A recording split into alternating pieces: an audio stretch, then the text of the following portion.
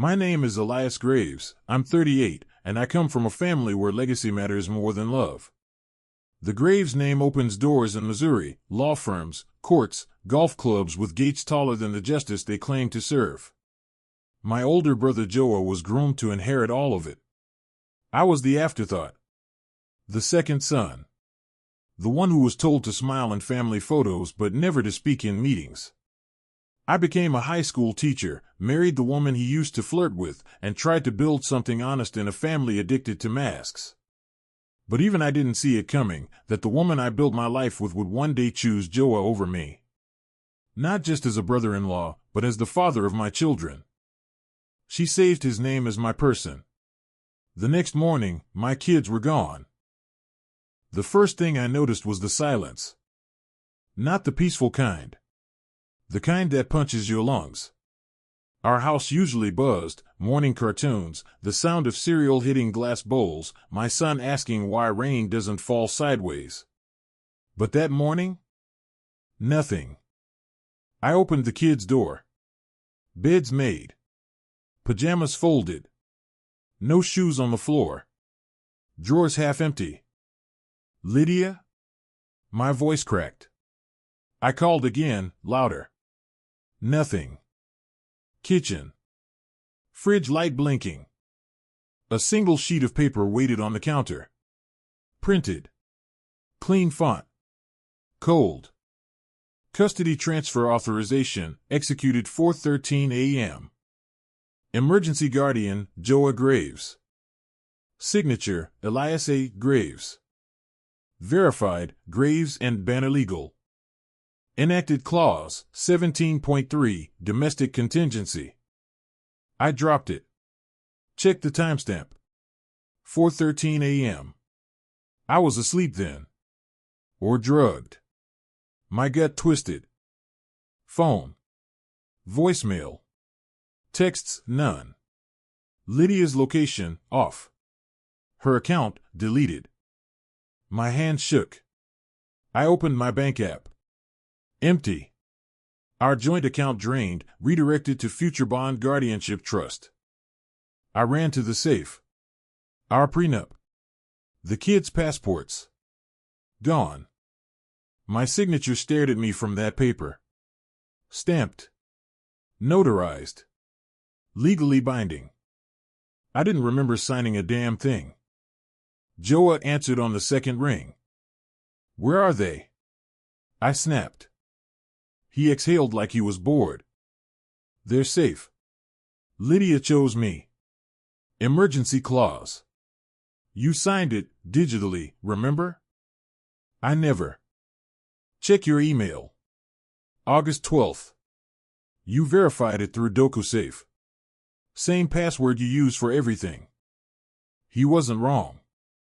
I pulled up the archive. There it was. My name. My digital signature. A clause Lydia added last year.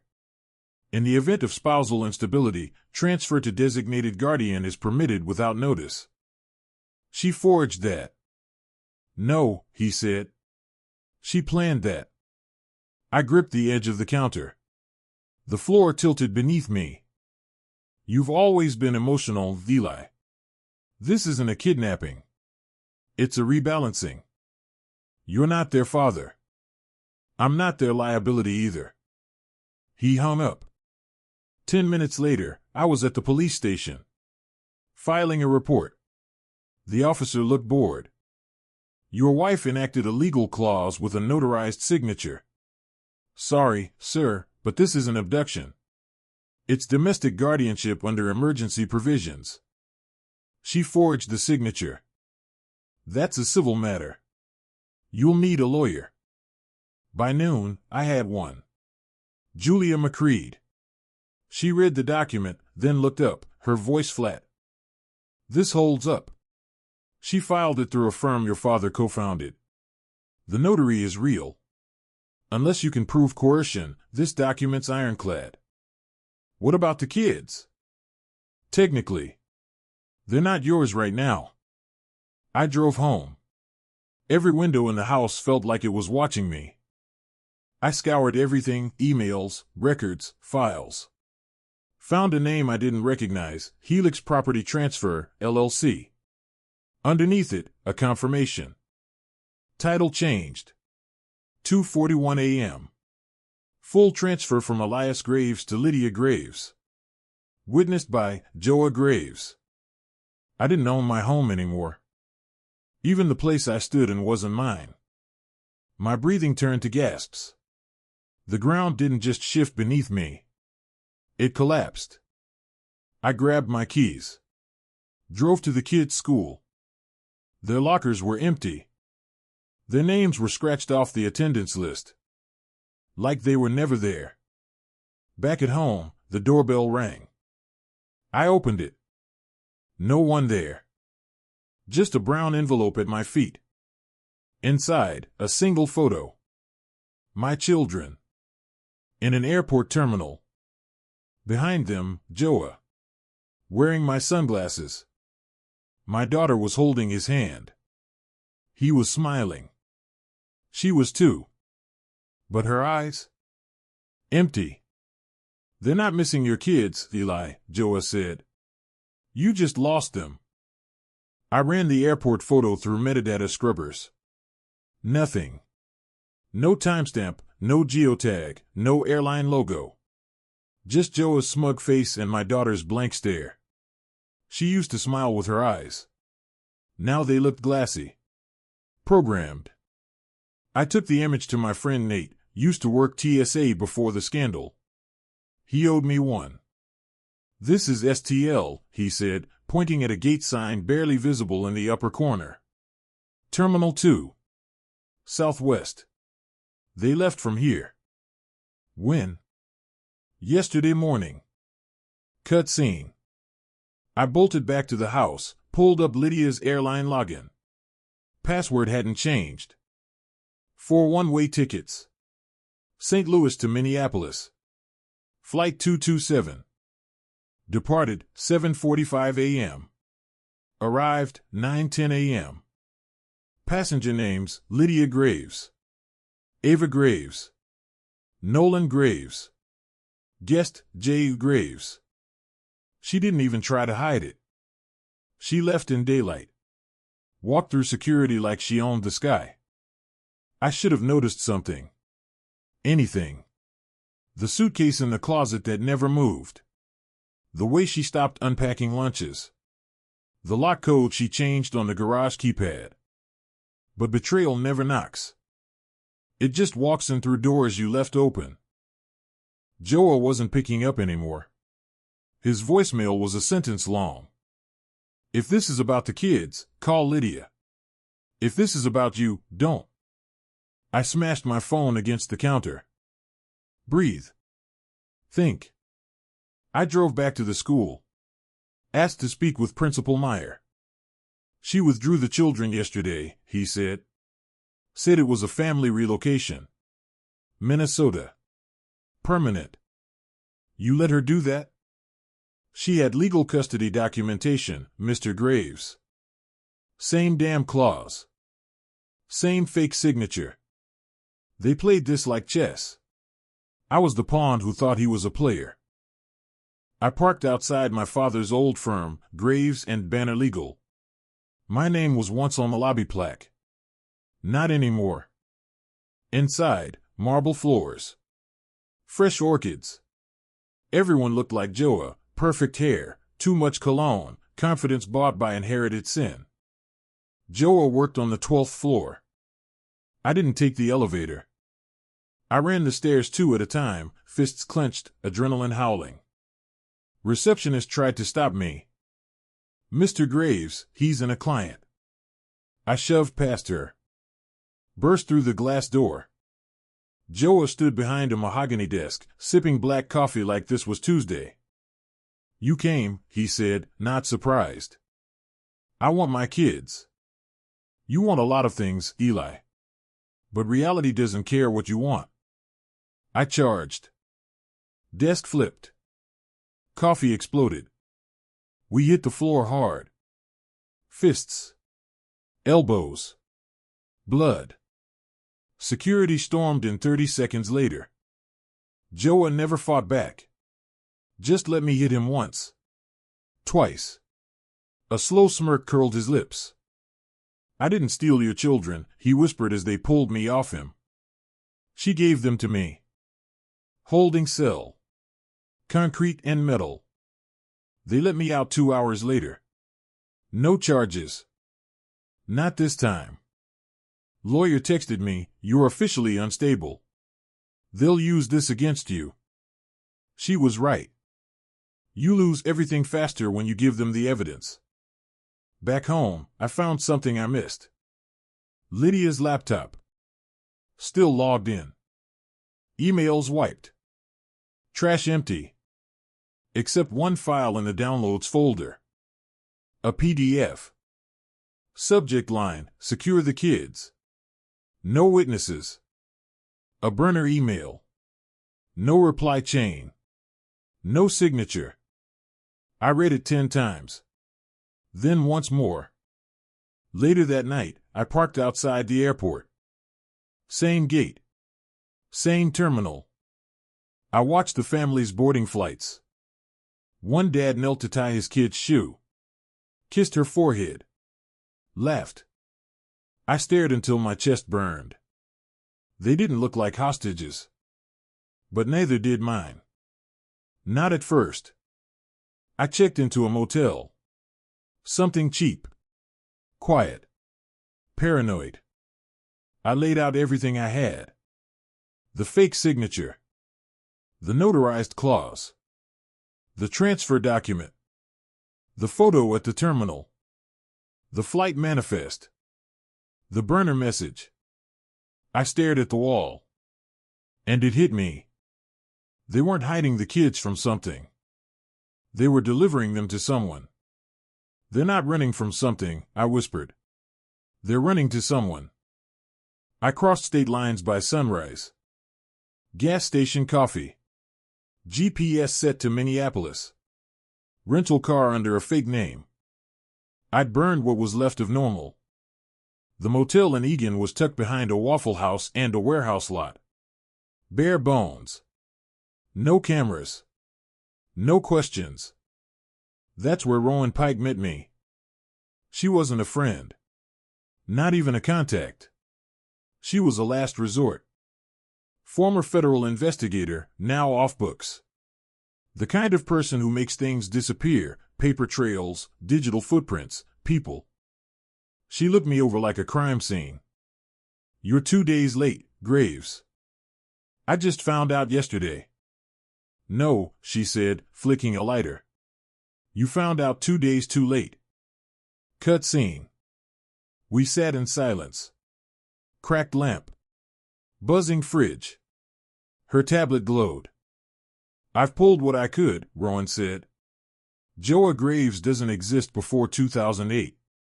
What? I mean, he exists. But not under that name. She tapped. Pulled up a faded Oregon State ID. Different last name. Same eyes. Real name, Jalen Morrow. Financial crimes. Vanished mid-trial. He'd built Joa out of someone else's ashes. Twist. My brother, my entire family structure, was a fraud. Rowan leaned forward. You ever wonder why Lydia's prenup was airtight? Why the guardianship clause didn't raise red flags? Because Joa knew exactly how to craft legal walls that no one could scale. I felt sick. They've been planning this, I said. Rowan nodded. Longer than your marriage lasted. We tracked the purchase records. A lakeside house under a shell company, North Birch Holdings. 3 hours north of the city. Remote. Private road. Fenced. She showed me a drone shot. Kids in the yard.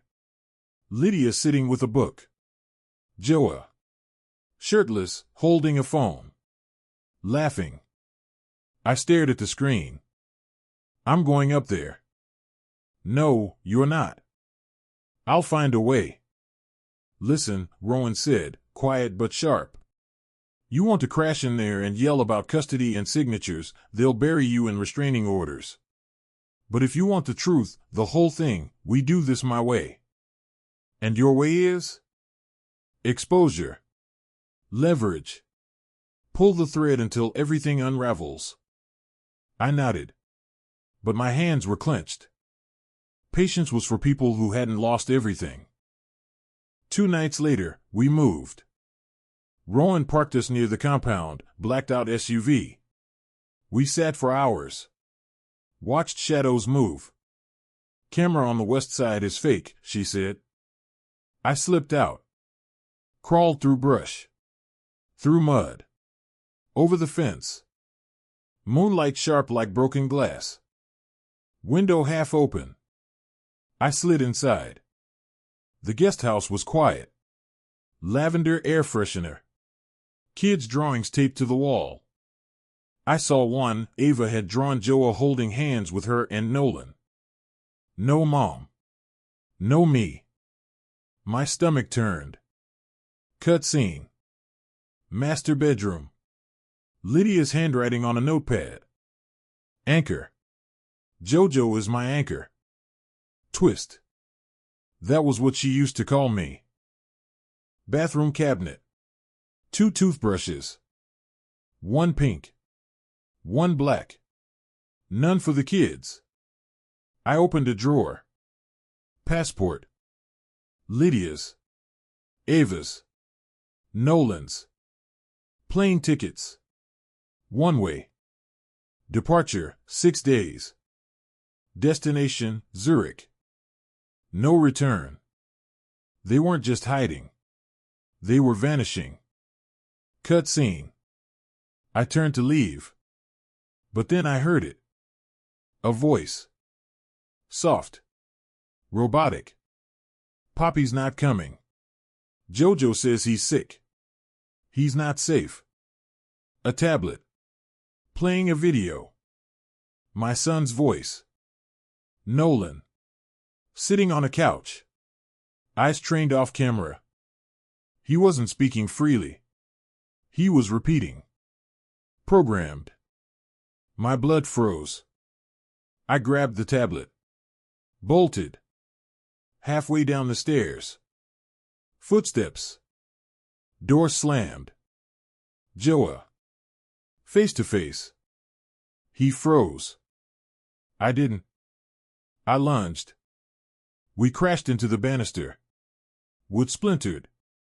He elbowed me off. Cursed. Fled back inside. I ran into the night, Rowan's SUV already peeling out to meet me. My face bled. My heart? Numb. We drove in silence. I played the video again. Nolan's voice, like a knife to the ribs. Jojo says he's sick. He's not safe. He's not just taking my family, I said. He's erasing me from their story. Rowan drove. I watched the city slide past like it didn't belong to me anymore. Minneapolis at night felt sterile. Clean. Too orderly for what was happening underneath. North Birch Holdings isn't the top, Rowan said. It's a shell wearing another shell. Then who's pulling the string? She didn't answer. Just turned onto a ramp heading downtown. Cut scene. The elevator smelled like money and disinfectant. Penthouse level. Private security. Soft jazz bleeding through the walls. Celine Moreau opened the door herself. Mid-40s. European accent shaved smooth by years in the States. Hair pinned tight. Smile measured. Mr. Graves, she said. You're early. I didn't make an appointment. You never needed one, she replied. Sit. We didn't. Rowan leaned against the wall, arms crossed. I stepped forward.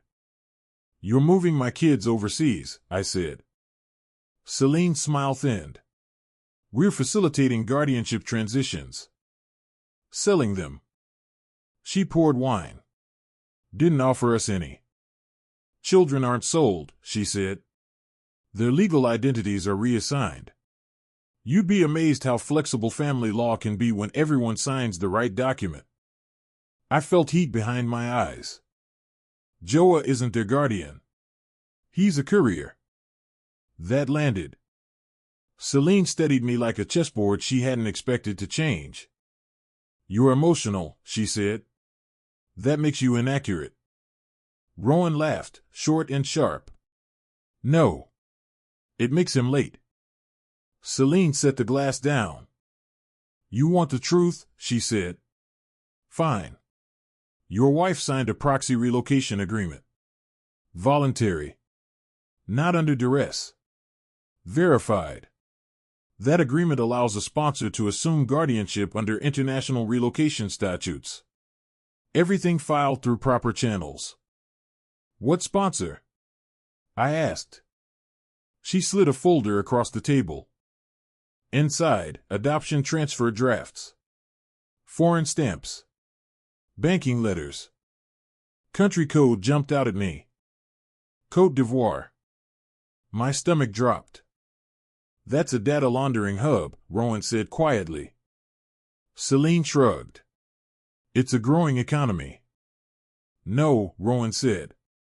It's where stolen identities go to be reborn. Celine's eyes flicked to her. You're sharper than most. Not sharp enough, Rowan replied.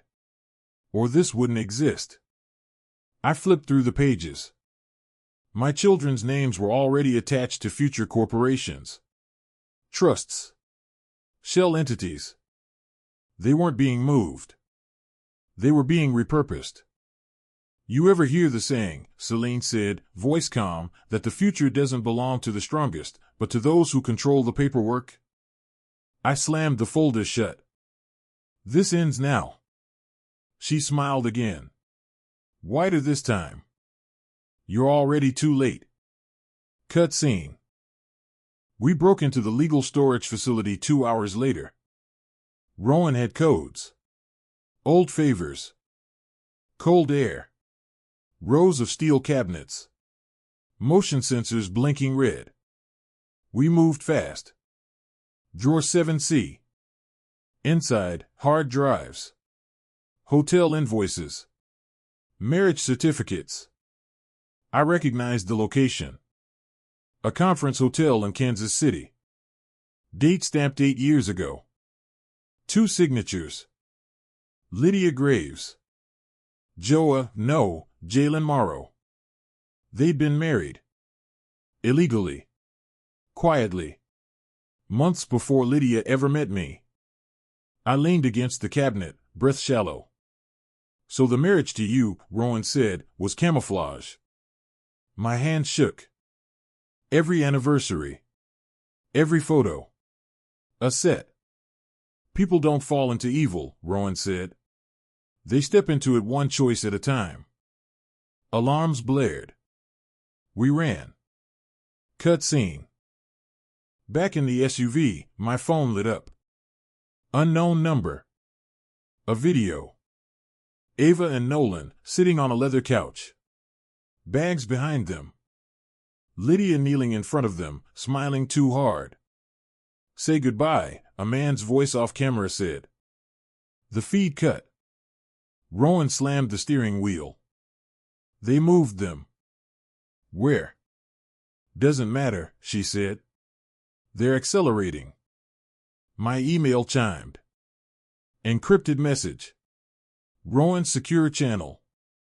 You only have 1 shot left. And 1 week. I stared at the screen. Everything I owned was gone. My name was compromised. My children were assets. The rules no longer applied. I looked at Rowan.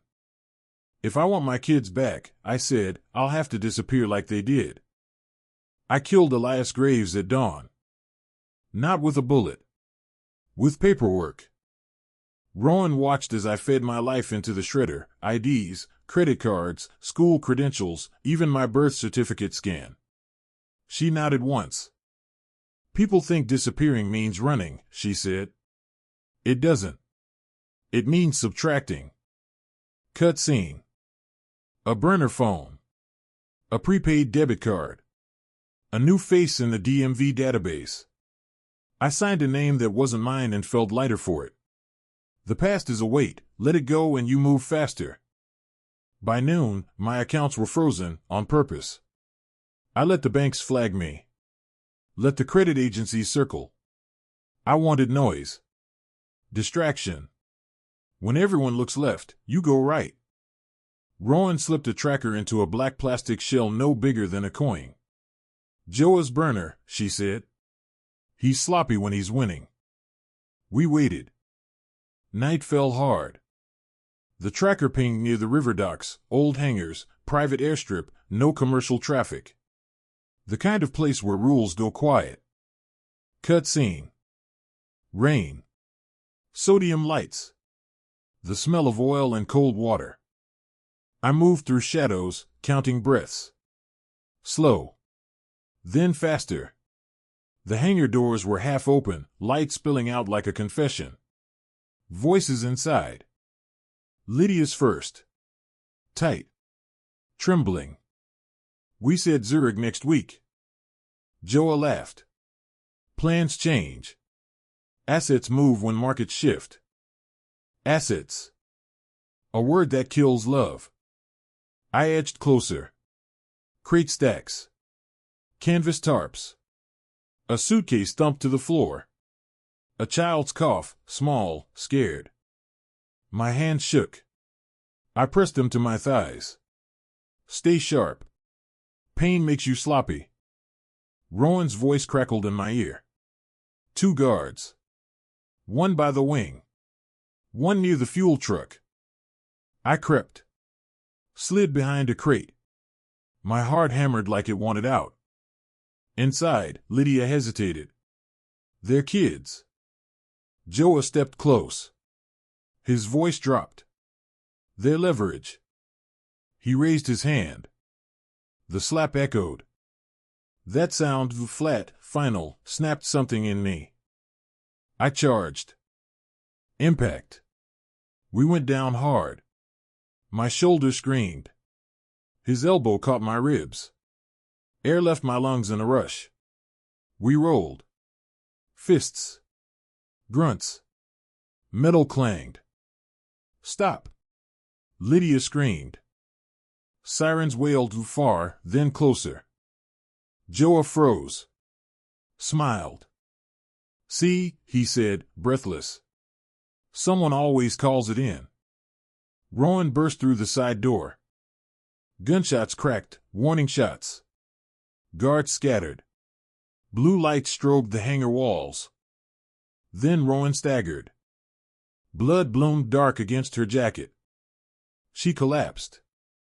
Rowan! I shouted. I dragged myself to her. Pressed my hand to the wound. Warm. Too much. She grabbed my wrist. Hard. Listen, she said. Truth has layers. Peel the last one. Her phone buzzed. Incoming video. I answered. Celine Moreau filled the screen, calm as a lake before a storm. Behind her, airport lounge glass, people moving like ants. You're dramatic, she said. But predictable.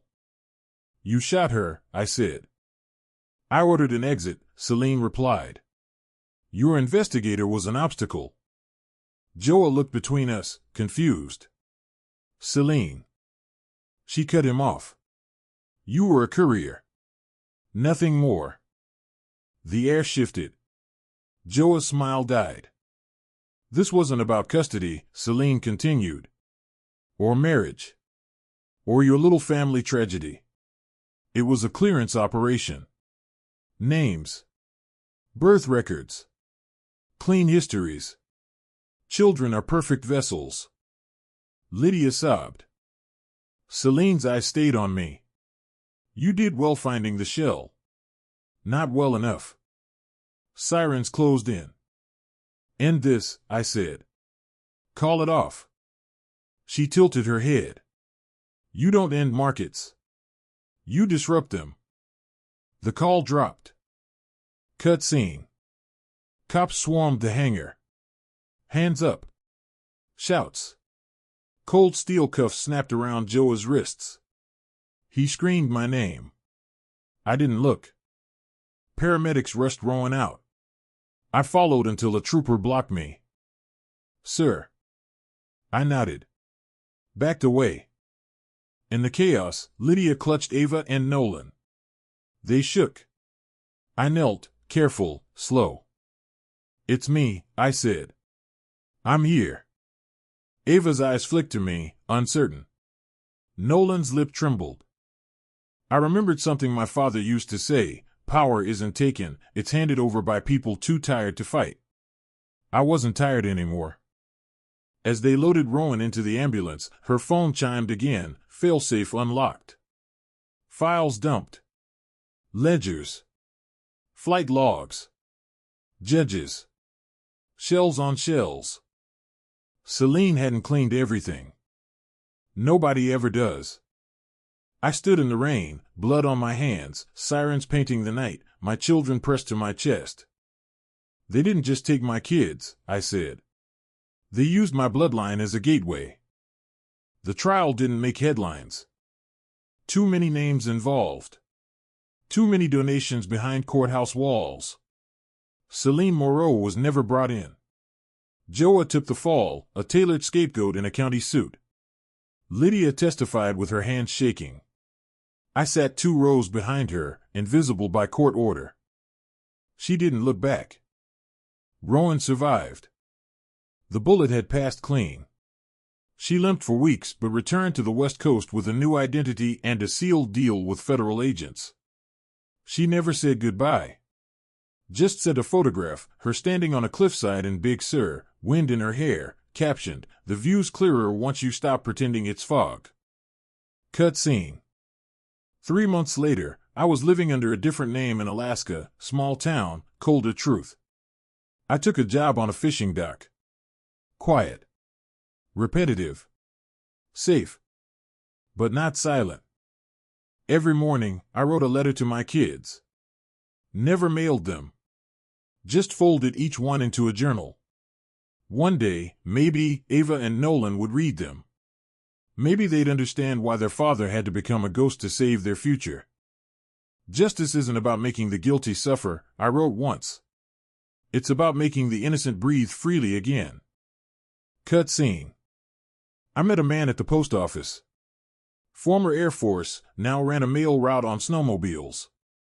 He'd lost a daughter once, custody battle gone sideways.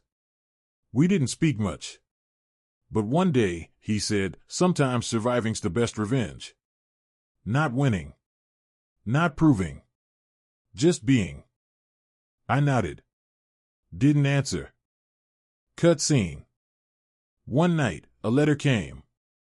No return address. Just a Polaroid inside. Ava, older. Taller. Her smile unsure. Holding a small sign that said, "Happy birthday, Dad." There was no date.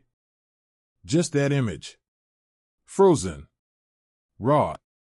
I stared at it until dawn cracked the window. Somewhere across the world, they remembered me. I breathed. Deep. Steady. We spend our lives trying to matter to the wrong people. When the right ones reach back, no matter how late, it's everything. Cut scene. 6 months later, I was called to Anchorage. A woman from the Department of Homeland Security. Short. Sharp. Efficient. We cracked another layer, she said. Celine ran 6 operations across 3 continents. Children used as identity vessels. Clean passports. Smuggled assets. You helped us end that. I said nothing. She handed me an envelope. Inside, a document, sealed family court record. With one signature. Lydia's. Custody rights returned. Location redacted. But we can arrange something, the agent added. Cut scene. Weeks passed. Then, Oregon coast. Cold salt in the air. I stood by the edge of a playground. Ava walked out first. Older. Watching everything. Still cautious. Then Nolan, slower, dragging a toy plane. They stopped. Stared. I raised a hand. No words. Then Nolan ran. Ava followed. I dropped to my knees. Arms full. Heart burning. We didn't speak for a long time. There are no speeches at the end of a war. Only breath. Skin. Silence. Eventually, Ava whispered, "Are you staying?" I nodded. Forever? As long as I'm allowed. She looked at me. Eyes the same as mine. Then we'll build something better, she said. And right there, I knew the twist wasn't a betrayal. It was the fact that despite everything, we were still capable of love.